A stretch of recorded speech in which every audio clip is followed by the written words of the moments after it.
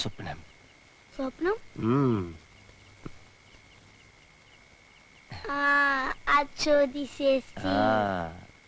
അവള് മാത്രമല്ല നീയും ഉണ്ടായിരുന്നു.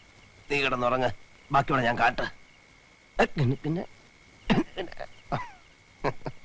അശ്വതി എന്നെ വിളിച്ചോ? ഇല്ല. ഒരു വിളി ഞാൻ കേട്ടല്ലോ. തോന്നിയതായിരിക്കും.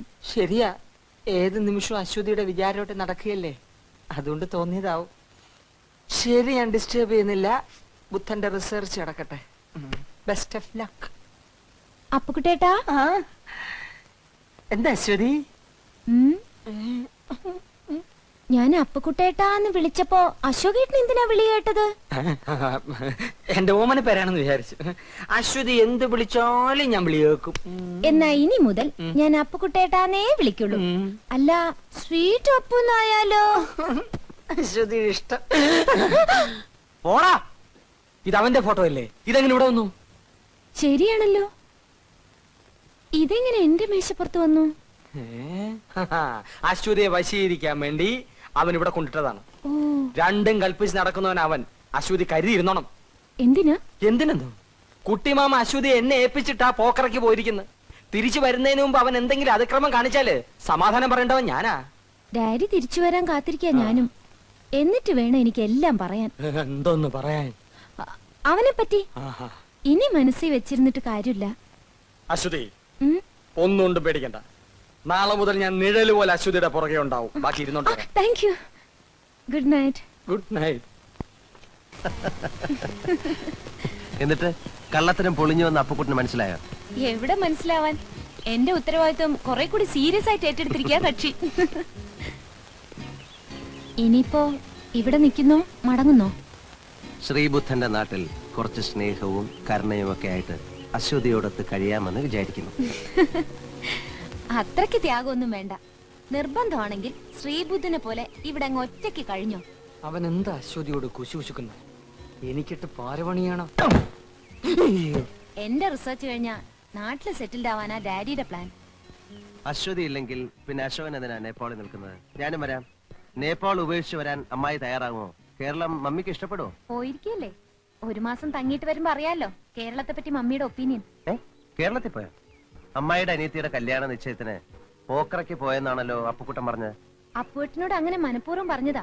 സുമതി അമ്മായിക്ക് കത്തിട്ടിട്ട് മറുപടി കാണാതായപ്പോ ഡാഡിക്ക് ടെൻഷനായി.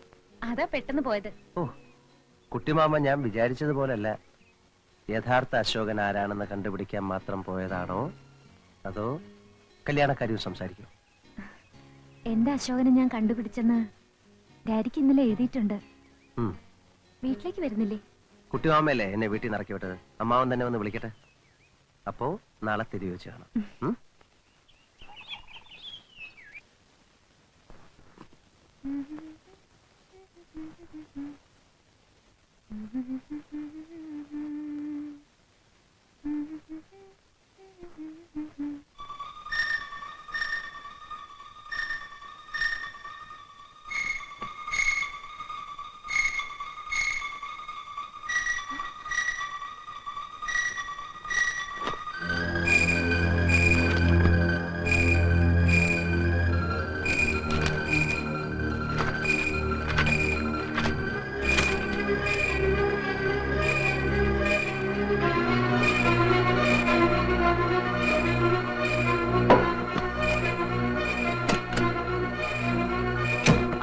ഒറ്റയ്ക്ക് പോരുത്, ഞാനും കൂടെ വരാം.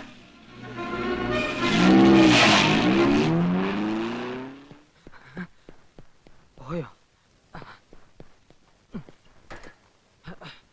ഇനി പെടലില്ലേ? ഈ തമാശ പറയാനാണോ അശ്വതി രാവിലെ എന്നെ തിരക്കി ഇറങ്ങിയത്? ഇത് തമാശയല്ല അശോകേട്ടാ, ഒരു സാധാരണ കുട്ടിയുടെ കഴുത്തിൽ കാണുന്നതല്ല ഈ മാല. ഉണ്ണിക്കുട്ടൻ ഒരു കൊച്ചു ദൈവം എന്നാണോ അശ്വതി പറഞ്ഞു വരുന്നത്? പിന്നെ ഒരു സ്പെഷ്യൽ മാലയായിട്ടുണ്ട് ദൈവം തെരുവിലിറങ്ങി നടക്കുകയല്ലേ? ഇവിടുത്തെ വിചിത്രമായ ആചാരങ്ങളെ കുറിച്ച് അശോകേട്ടന് അറിയാൻ വയ്യാത്തോണ്ടാ ആ കുട്ടിയുടെ കൈ പച്ച കുത്തിയിട്ടുണ്ടോ? പച്ച കുത്തിയിട്ടുണ്ട്. പേരെന്താന്ന് ചോദിച്ചോ? അത് ഏതാണ്ടൊരു വല്ലാത്ത പേരാ. ഏതാണ്ടൊരു പോച്ച എന്നോ റിംപോച്ച എന്നല്ലേ? അങ്ങനെ ഏതാണ്ടാ. മൈ ഗോഡ്, ആ കുട്ടി ഹുംല പർവ്വതത്തിന്റെ താഴ്വരയിലുള്ള ഏതോ മൊണാസ്ട്രിയിലെ ലാമയാവണം. ലാമ എന്ന് വെച്ചാ? വീട് എവിടെയെന്ന് ചോദിച്ചോ? വീട് വീട് ചോദിച്ചപ്പം ദൂരെ ഏതൊരു മലയിലേക്കാണ് അവൻ ചൂണ്ടിക്കാണിച്ചത്. ചിലപ്പോ നിന്ന് നിപ്പി അവനെ കാണില്ല.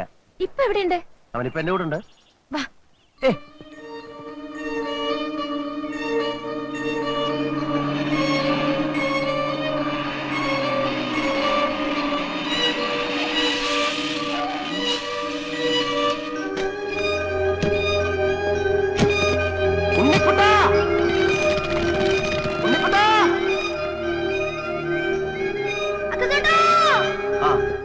ഞാൻ പറഞ്ഞില്ലേ, ഞാൻ ക്യാമറ എടുത്തിട്ട് വരാം. ആ